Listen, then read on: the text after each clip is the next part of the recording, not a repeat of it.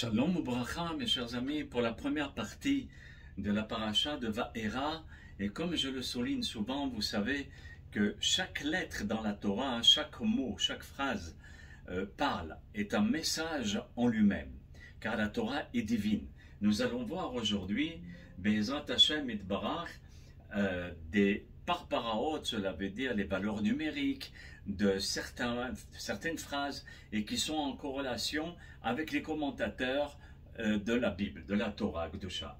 Donc commençons déjà par la première phrase qui est de Bereshit au chapitre 18 et au verset 1. Là-bas nous voyons dans la paracha au début Vayera elav Adonai be'elone mamre vehu yoshev petahawel kehom ayom. Alors, je me répète peut-être, mais c'est très important d'avoir le texte original de la Torah pour ensuite éventuellement le traduire et l'expliquer. Mais d'abord, il faut le texte original pour dire que c'est vraiment la Torah.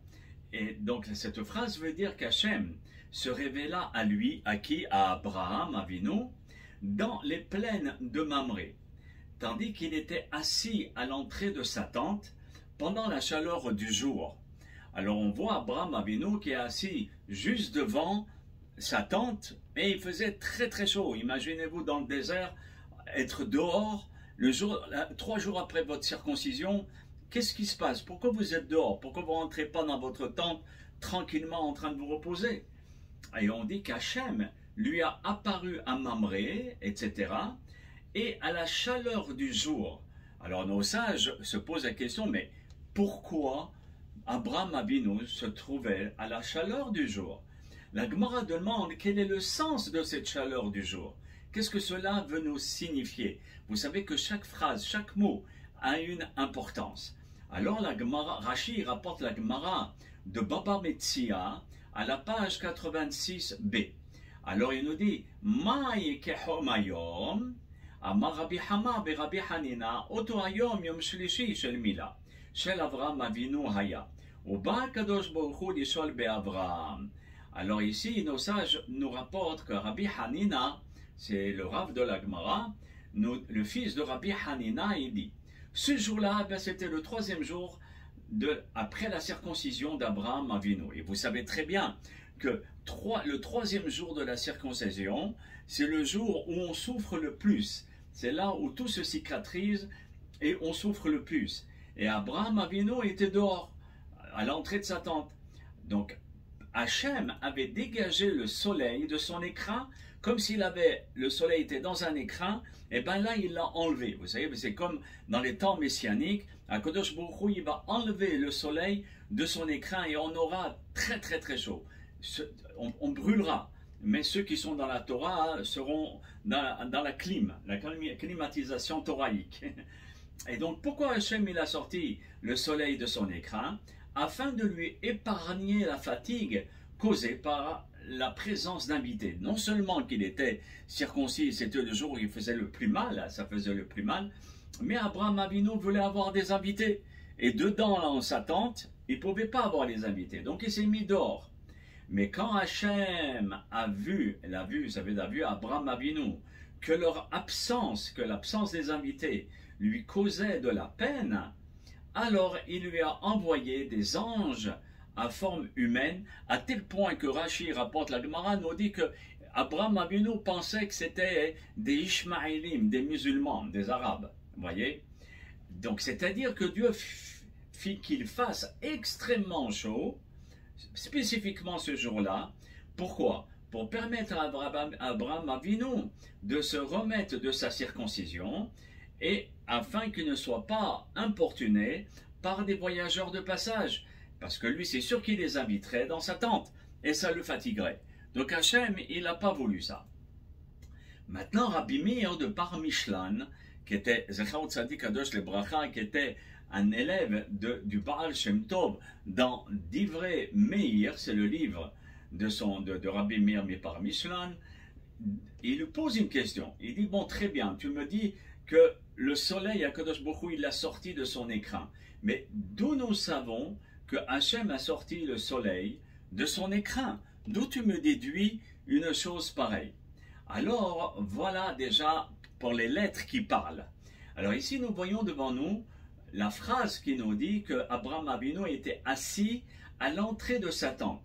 Donc Yoshev, le Yud c'est la valeur numérique 10, le Shin 300, le Bet 202 et P 80, Tav 400, Het c'est le 8, Petah à l'entrée, AOL de sa tente, et vous voyez les valeurs numériques de chaque lettre. Ensuite, Kehom Hayom, à la chaleur de la journée. Donc il avait sorti le soleil et c'était une vraie catastrophe parce qu'il faisait excessivement chaud. Là, imaginez-vous déjà le soleil comme ça dans les chaleurs que nous avons. Akadosh Baruch Hu, il n'a pas enlevé le soleil de son étui. Alors imaginez-vous qu'il va le sortir. Alors ici nous avons, il était assis à l'entrée de sa tente à la chaleur de la journée. Et le rabbi Michelin nous dit que ça a la même valeur numérique, cette phrase-là, de 970, comme vous l'avez constaté, en comptant toutes les valeurs numériques. Maintenant, quand on voit le Midrash et la Gemara, Baba Metzia 86b, qui nous dit « Rutsi Hama », il a fait sortir le soleil, Minartika, de son étui, et vous voyez toutes les valeurs numériques de chaque lettre, et bien c'est exactement aussi la même valeur numérique de 970. Vous voyez comment le Rabbi Meir Michelin va prouver par des valeurs numériques, parce que les valeurs numériques c'est le langage caché de la Torah. Vous voyez, oui, pareil, les gematriotes, etc., les parparaot chez le Torah. Et donc c'est comme si la Torah nous disait ce message. Mais pour ne pas l'oublier, eh ben, on peut le retracer à travers l'explication que nous venons de voir. Voilà pour le premier commentaire de la paracha de la semaine. Voici un deuxième commentaire de la paracha de Vayera, ou dans Bereshit chapitre 18 toujours, mais au verset 14.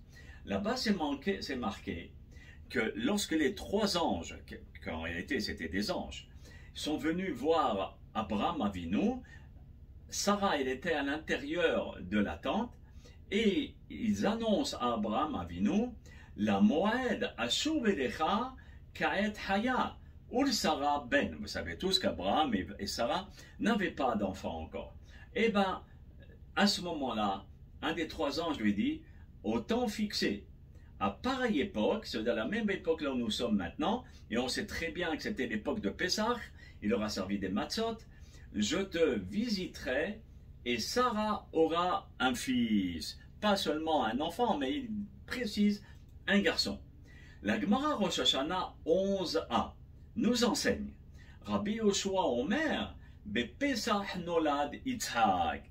Eh bien, Rabbi Yoshua nous dit que c'est à Pessah que Yitzhak est venu au monde. D'accord? Comme on le voit ici.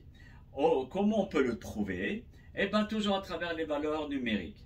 La Moed, à cette époque, c'est à la valeur numérique 150.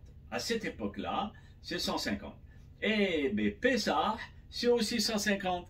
C'est comme ça qu'on peut déduire que la Moed qu'on a vu ici dans le verset, d'accord, la Moed à Shuvelecha, je viendrai à la même époque et Sarah aura un enfant. À ce moment-là, on voit que les valeurs numériques nous parlent et nous dit que c'est vraiment Bepessah que Yitzhak Avinu est venu au monde. Voilà, si vous voulez, pour la première partie de la paracha de Vayera. Ne nous quittez pas, Be'ezrat Hashem, il y a une troisième et une quatrième partie. Bli neder Be'ezrat Hashem, à tout de suite les amis.